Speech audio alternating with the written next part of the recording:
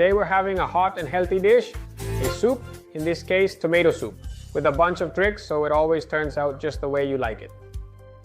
First, a little trick to easily peel the tomatoes. Look, you make a gentle cross on top and then you put it in a pot. We'll use about 10 tomatoes, but you can add more for stronger flavor or less for a milder taste. You put them in a pot with enough water to cover them well and heat it over medium heat right before it starts to boil. You'll see how they start to open up. See? Look, I'll show you up close. Once they're cool enough to touch, take these strips. That's what the cross we made on top was for. And the skin comes off like magic. That way you'll have a soup without that skin we don't want at all. It would really change the texture. What I do is save the water from boiling the tomato because some of the flavor stays in it and we're going to use it later. The rest of the tomato, finely chopped, without skin, and ready. On the other hand, I take a leek and chop it very well. To do this, I like to cut it lengthwise and then chop it up. This way I get very small pieces quickly. I also finely chop an onion, and what I do is cook it in a pot. So, a drizzle of oil over medium or medium-high heat, and in goes the garlic leek. At most over medium-high heat, but don't overdo it. We don't want it to burn. That's right. You're going to stir it from time to time until it starts to brown. When you notice it's starting to brown, like now, here we add the chopped onion. It's so simple. How do you put it in? Once you have it, give it a few turns and do the same. We wait for it to cook, stirring occasionally. When it's soft and translucent, we're going to add a bit of magic with paprika. I add about a teaspoon and then stir for about half a minute.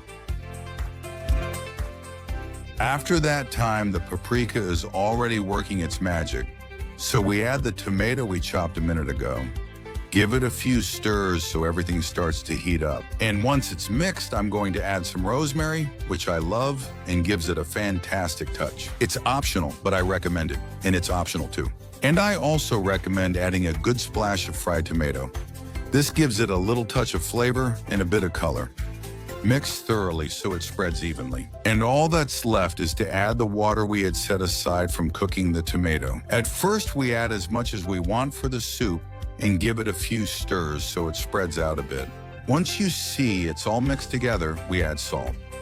To each person's taste, we'll also add a bit of black pepper, always freshly ground, which really brings out the flavors a lot. And that's it. We mix, cover, and wait for the magic to happen. I like to do it slowly, so I set the heat to medium or even a bit lower and leave it for more than half an hour. Although here, as always, you can do it to your liking, more or less. Then remove it from the heat. Now for the final touch, how magical. We're going to take a slotted spoon and fish out the vegetables. Just like that, I transfer it to my blender jar. We cover it and blend it on high. So we turn on the machine, and when we see a kind of smooth paste like this, it's ready. We go back to the pot with the liquid we had left, this magic of blended veggies. And now we have the perfect texture to enjoy.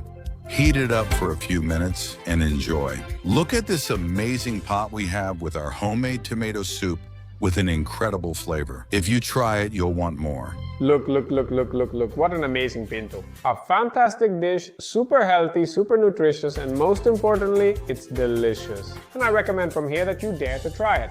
Try it once and you'll want it again. The toasted bread on top is wonderful. You just want to take a spoonful and then another. This is food of the gods. Don't miss it. Guaranteed success. And while we're at it, help me out a bit. Tell me, what's your favorite soup? Let's see if we can all get some ideas together.